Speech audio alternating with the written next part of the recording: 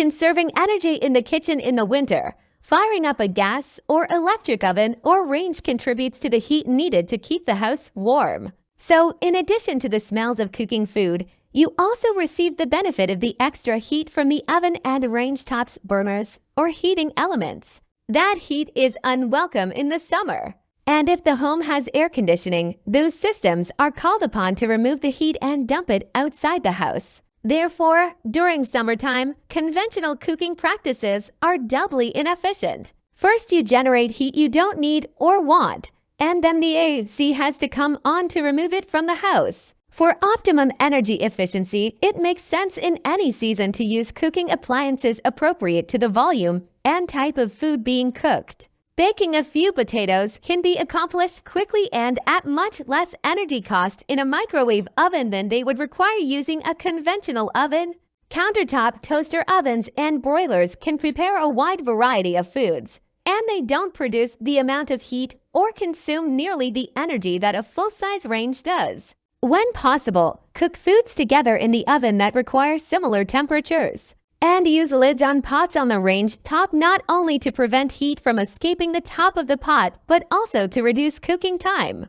An oven or range top burner can often be shut off before the food is completely cooked, and the food can be allowed to coast until it's ready, using the heat built up inside the pot or pan.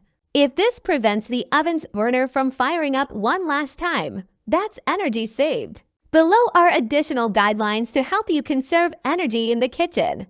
Proper ventilation. Ventilation is important in a kitchen to remove cooking odors, humidity, heat, and combustion byproducts from gas ranges and ovens. Most kitchens are outfitted with a hood or microwave over the range that comes with filters to strain grease and other pollutants out of the air. Some range hoods, however, do not vent directly to the outside of the house. So although they may filter some cooking grease and oil out of the air, they are ineffective in terms of removing heat, humidity, and combustion pollutants from the kitchen environment. An upgrade to a true outside venting range hood can help remove cooking heat from the house, reducing the need for air conditioning in the summer. Prepare big batches of food in busy families. It makes sense from a logistical and time management point of view to make large batches of frequently eaten foods, like soups and spaghetti sauce, to be frozen for later use. Volume food processing like this also pays energy dividends. It takes much less energy to turn on the range once to cook a big pot of something rather than to turn it on multiple times to cook smaller portions. Refrigerators consume a relatively large portion of the household energy budget, but there are several simple things you can do to get the most bang for your refrigeration buck. Just as combining driving trips in your car reduces the amount of gasoline your car guzzles, it makes sense to open the refrigerator door once to remove all the food you need at any one time. Opening the door repeatedly pulls cool air from within and causes the compressor to come on, making your electric meter spin. Anticipate what you're going to remove from the refrigerator, open it, remove what you need, and then quickly close it again. It's also a good idea to allow warm foods to cool to room temperature before moving them to the refrigerator.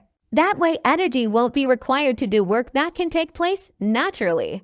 In the winter, leaving warm foods to cool outside of the refrigerator if this can be safely accomplished from a food safety standpoint contributes a small amount of heat to the house. Check condensation control switch. Many people don't realize it, but most newer refrigerators incorporate small heating elements in their fronts. Why does a refrigerator need a heater?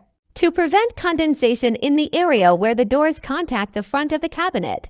The narrow space between the upper freezer and lower refrigerator on conventional top freezer refrigerators and along the sides of those areas are difficult to insulate adequately.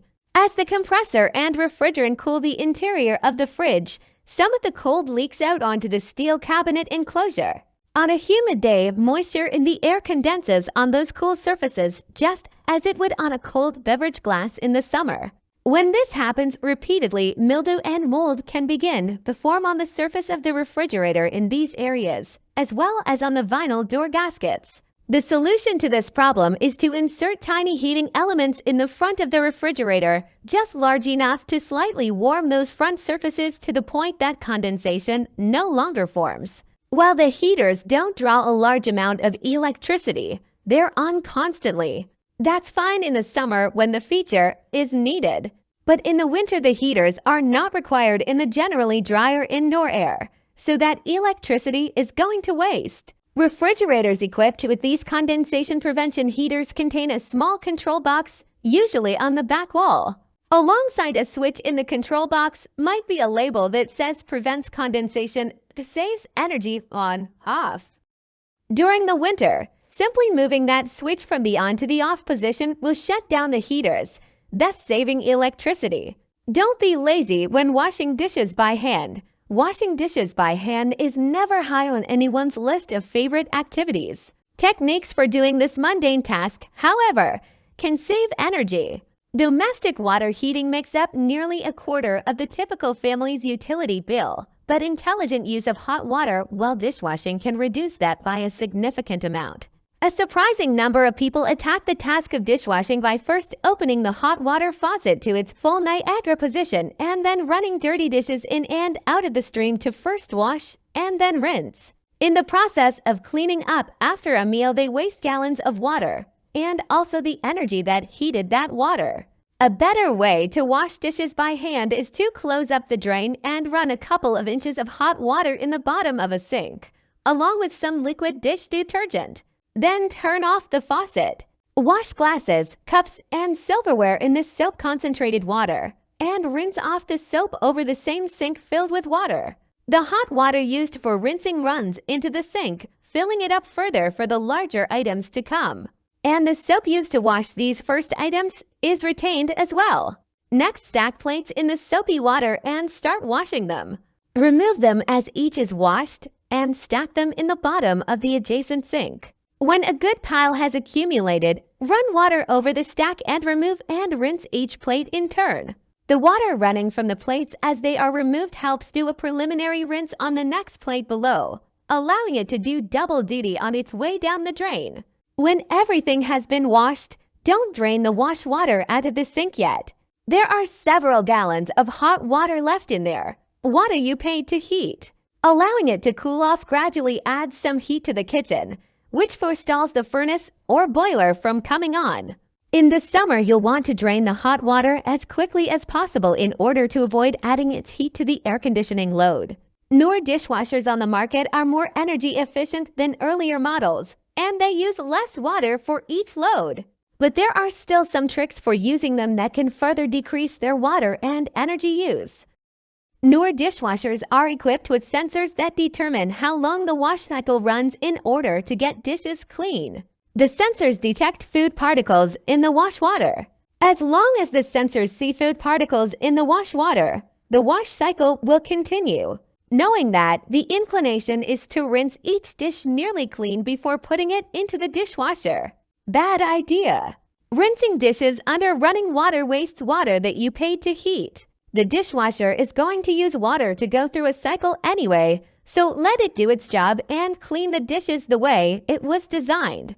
Rinsing the dishes before putting them into the dishwasher essentially consumes enough water to wash them twice. In addition, rinsing the dishes actually fools the internal sensors into believing that the wash cycle is nearly complete before it has had time to work. With few food particles to sense, the cycle goes almost immediately to rinse. The result can be dirty dishes once you open the door. Modern dishwashers give you the option of using heat and a fan to dry the dishes. That heat is provided by an electrical coil in the bottom of the unit. Resistance heating coils like this require electricity, so shutting that feature off if you don't require instant drying will result in electrical energy savings. The kitchen isn't the only room in your house that uses quantities of hot water. We'll learn about energy conservation in the bathroom and laundry room in the next section.